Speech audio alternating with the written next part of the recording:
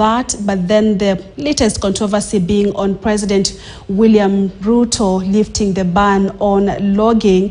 Kenyans again are saying it's some of them double speech from the president.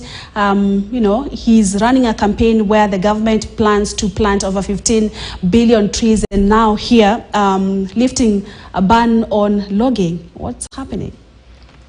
The Londiani tragedy caught people with a lot of sadness over the weekend. It happened on Friday, and so far over 50 people have been reported dead.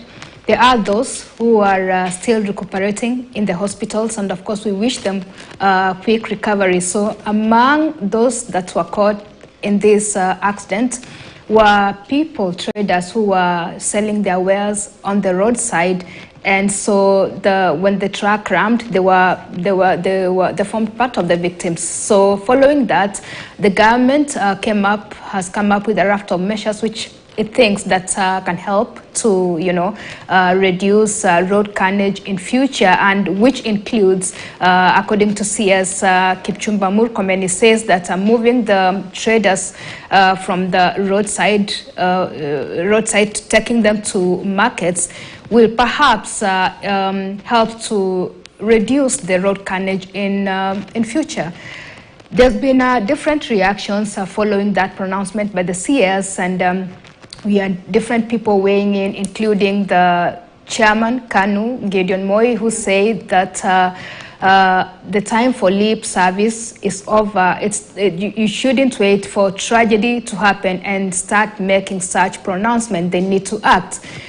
Citizens are weighing in and saying that those roadside traders, this could be this could be their only source of livelihood. That is where they get their, daily livelihood from. So removing them from the roadside, where are you taking them? And considering, maybe, have you considered that the travelers in those buses and matatus, those are the people that they're targeting. That is the target market. So Kenyans are weighing in and saying that maybe if the government is giving these people an alternative, then maybe they can talk about relocating them to markets elsewhere. Remember, these roadside markets are not just in Kericho County, in Londiani. They are spread across the country in Kenya. So it's something that they really have to look at if they're helping those roadside traders going into the future. Purity. Yeah, absolutely. And when the president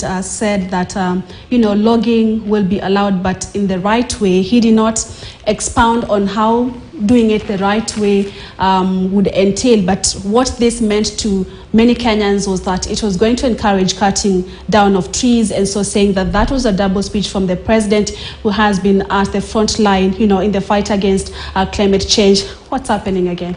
Of course, the ban on logging, the lift on the ban on logging after 6 years is something else that caught people by surprise, because they didn't see it coming after the campaign that there was 6 years ago on against logging. So when the president said that he's lifted up the ban on logging, there have been mixed reactions with, of course, those supporting the president's pronouncement, saying that indeed the president is keeping to his word, because he's going to create, this is going to create jobs for the youths who work in timber yards, sewers and stuff like that, those who sell charcoal.